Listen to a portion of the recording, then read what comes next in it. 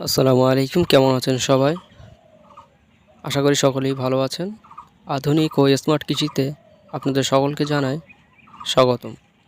আজকে আমরা যে বিষয়টি নিয়ে আলোচনা করব সেটি হলো বায়ার ক্রপ সায়েন্সের একটি সিস্টেমিক ইনসেক্টিসাইড মোভেন্টো ওডি।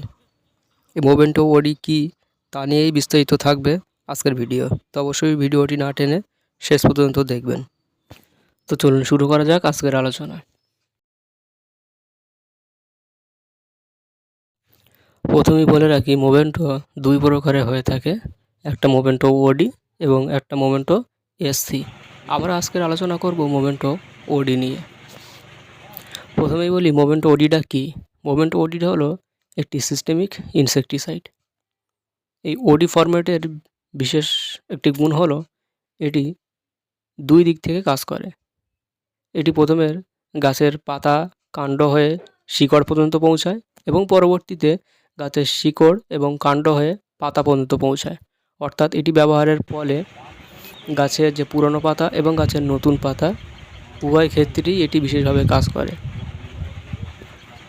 এই মোভেন্টো ওডির কম্পোজিশনটি হলো স্পাইরোট্র্যাটোম্যাট নামক একটি কম্পোজিশনে তৈরি।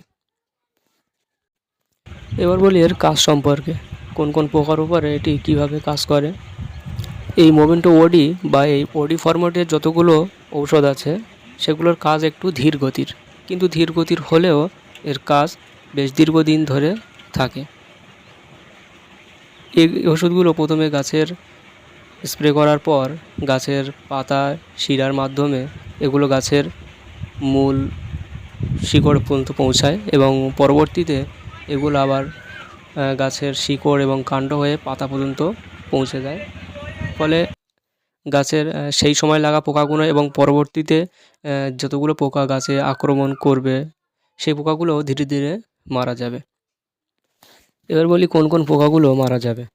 এই মোভেন্টো ওডি ব্যবহারের ফলে আপনার কাছে যদি aphid, jassid, thrips, white fly, mealybug, scale পোকা ও সাইলিড এই ধরনের পোকাগুলো যদি আপনার ফসলে আক্রমণ করে থাকে, তো এই পোকাগুলোর ওপরে এই মোভেন্টো ওডি বিশেষভাবে কাজ করে।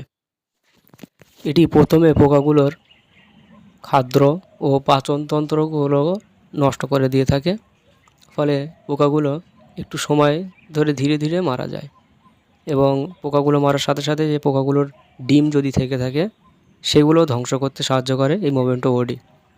এবার বলি এর ডোজ সম্পর্কে।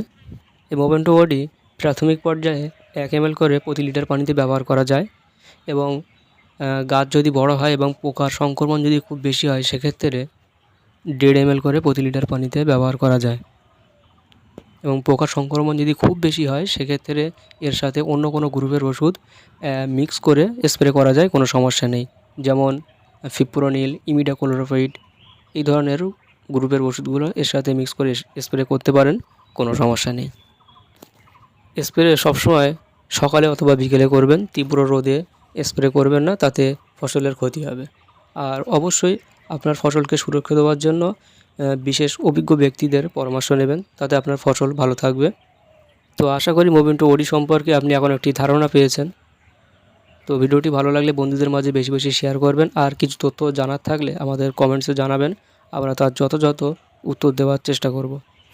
আর বরাবরের মতনই আপনাদের কাছে অনুরোধ, চ্যানেলে নতুন হলে অবশ্যই চ্যানেলটি সাবস্ক্রাইব করবেন। তো দেখা হবে পরবর্তী কোনো ভিডিওতে। ততক্ষণ সবাই ভালো থাকবেন, সুস্থ থাকবেন। এতক্ষণ ধরে ভিডিওটি দেখার জন্য সকলকে ধন্যবাদ।